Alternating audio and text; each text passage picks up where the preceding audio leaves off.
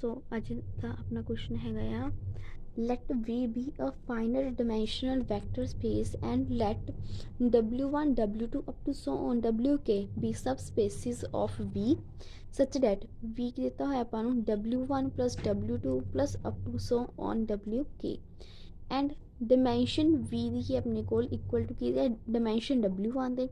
plus dimension W2 ਦੇ plus up to so on dimension Ki the Wk ਦੇ proof की करना है कि जो v इज इक्वल्स टू कहते कि W1 direct sum W2 plus up to so on direct sum कहते कि WK का सो अपन सब तो पहला प्रूफ करांगे बाय मैथमैटिकल इंडक्शन की है अपने कोल फॉर के इक्वल टू 2 लिए आप लै रहे हैं v is equals to W1 plus of W2 की लै रहे हैं आप v is equals to W1 equal to v is equals to W1 plus of W2 so जो आप पहले डिमेंशनस लाइक डिमेंशन v दी ही लगाई अपने डिमेंशन अप्लाई कर दो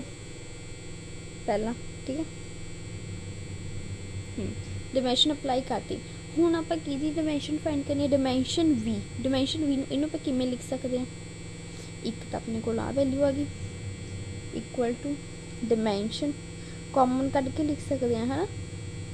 तो अपन फॉर्मूला एक पता होंगे किहड़ा फॉर्मूला होंगे अपने को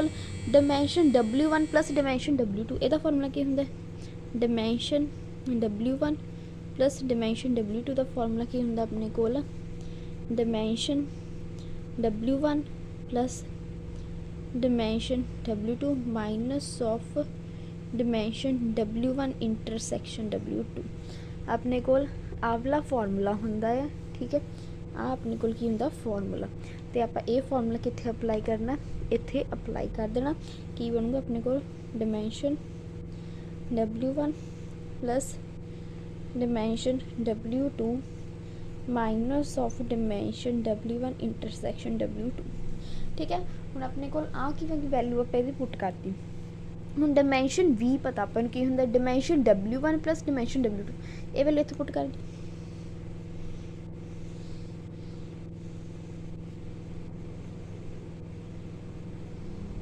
W2 ठीक है हुण ये वैल्यू जो तुसीं अपनी इत्थे पुट कर रहे हो तो फिर थोड़े कोल की आ जाऊगा हुण अगे नैक्सट स्टैप की आंदा है dimension W1 intersection dimension W2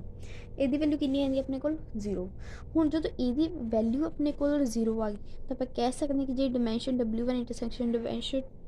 W2 कितना अपने को 0 ठीक है तो जे अपने कोल हुण V आपां की लिया W1 प्लस W2 लिया सीगा and J W1 intersection W2 वो की अपने कोल 0 दैन V की आ जाऊगा अपने एक W1 डायरैक्ट सम की बन जाता W2 जो तो एक एडिशन बन जाती है तो इन्हों की इंटरसैक्शन अपने को की आ जाए 0 आ जाए तो इन्हों का की बन जाता होंगे अपने को डायरैक्ट सम बन जाता होंगे ठीक है तो हुण ये अपना किहदे लई प्रूफ हो गया के इक्वल टू 2 लई ये अपना की हो गया प्रूफ हो गया के इक्वल टू 2 लई प्रूफ हो गया ठीक है हुण नैक्सट आपां प्रूफ करना किहदे लई के इक्वल टू एन लई के इक्वल टू एन लई प्रूफ करना तो V लै लो कि अपने को W1 WN प्लस 1 ले लिया ठीक है तो अप्लाई करो डिमेंशन अप्लाई कर दो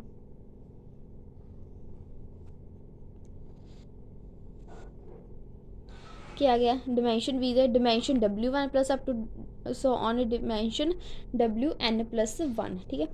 हुण इत्थे एक चीज़ लैट करो लैट की करना अपने कि W के इक्वल अपने को W1 W2 plus up to so on की अपने को WN हुण इहदे उत्ते डिमेंशन अप्लाई करो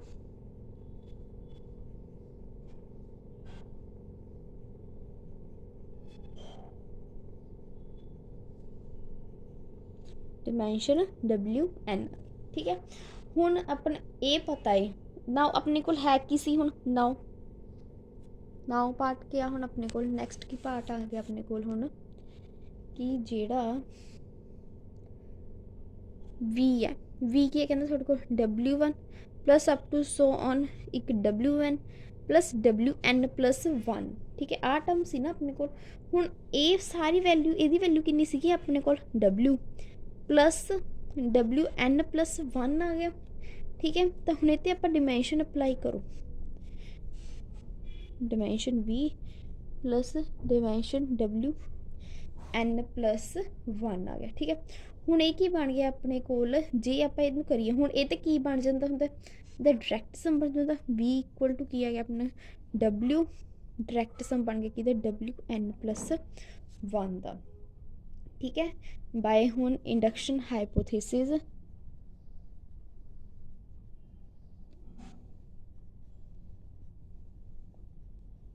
इंडक्शन हाइपोथेसिस जेड़ा W है ना अपने कोल वो की बनूगा W1 direct sum W2 direct sum up to so on direct sum WN, मतलब जेड़ा V आया वो की आया अपने कोल W1 direct sum W2 direct sum to so on direct sum WN direct sum WN+1। हुण ये ट्रू है किहदे लई, K इक्वल टू N+1 लिए अपने को की हो गया, प्रूफ हो गया, ठीक है। हुण की सीगा अपने कोल क्वेश्चन देखो, अब मैंने की कीता सीगा, मैंने क्या सीगा कि आप की फाइंड करना, डायरैक्ट सम फाइंड करना है, ठीक है। डायरैक्ट सम फाइंड करने लिए अपन ने की इंडक्शन लगाई, अपन mathematical induction K equal to 2 ਲਈ ਆਪਾਂ ਨੇ प्रूफ किया पहला V ले लिया W1 प्लस W2, ठीक है। डिमेंशन अप्लाई करी, जो ਇਹਦਾ फार्मूला अपन पता की होंगे dimension W1 plus dimension W2 minus of dimension W1 intersection W2 होंगे, ठीक है। ਇਹਦੀ वैल्यू की कहते हैं पुट करती कि डिमेंशन W1 प्लस डिमेंशन की कहते हैं W2 तो कि आ गया अपने को 0 आ गया, जो इंटरसेक्शन 0 आ गई तो हुण ਇਹਦਾ सम भी हैगा V की अपने को W1 प्लस ਜਿਹਦਾ सम होवे तो ਇਹਦੀ वैल्यू 0 होवे इंटरसेक्शन की, कि बन जाता होंगे अपने को डायरैक्ट सम, तो K इक्वल टू N ली हुण की हो गया अपने को प्रूफ हो गया। नैक्सट की है अपने को हुण फिर आप लैने K equal K equal to N ली लेना है, तो V equal to W sorry ऊपर K इक्वल टू 2 लिए आप प्रूफ किया सी, तो हुण आप क्या लिए ट्रू कराना result K equal to N ले लेना है, ठीक है। V के W1 up to so on WN+1 dimension apply करे, डिमेंशन अप्लाई करके फिर अपने को की ले अपने लैट किया कि W1 कहते कि WN तक इक्वल टू क्या W से फिर वो डिमेंशन अप्लाई करी, यदी वैल्यू कट ली अपने, फिर V लिया, V कि W1 up to so on WN plus WN+1, यदी वैल्यू थोड़ा पता कि नहीं W आ पुट करती, तो डिमेंशन V दी हुणे ते डिमेंशन अप्लाई कर दो, डिमेंशन अप्लाई करती अपने W की वैल्यू पता सी उसकी वैल्यू अप्लाई करती, डिमेंशन की बन जाता अपने को डायरैक्ट सम बन जाता होंगे, ठीक है। फिर इंडक्शन हाइपोथेसिस लगाई अपने कि W की होगा अपने को डायरैक्ट सम च आ जाऊगा सारी वैल्यूज, तो ये डायरैक्ट सम इतने पुट करांगे तो कि आ जाऊगा V equal to W1 direct sum W2 direct sum up to so on direct sum WN direct sum WN+1, K equal to N लैके चले सी N+1 लिए अपना रिजल्ट की हो गया प्रूफ हो गया बाय इंडक्शन हाइपोथेसिस, तो रिजल्ट की अपने को हुण ट्रू हो चुकी है। सो अपना नैक्सट क्वेश्चन है अगे, if U and W are subspaces of V and V equal to U plus W, ठीक है। U प्लस W लिया, दैन डिमेंशन V दी की है equal to dimension U plus dimension W। ये question बहुत ज़्यादा इंपॉर्टेंट है, शॉर्ट च भी आ सकता है, क्वेश्चन बहुत ज़्यादा इंपॉर्टेंट है पेपर वाइज, ठीक है।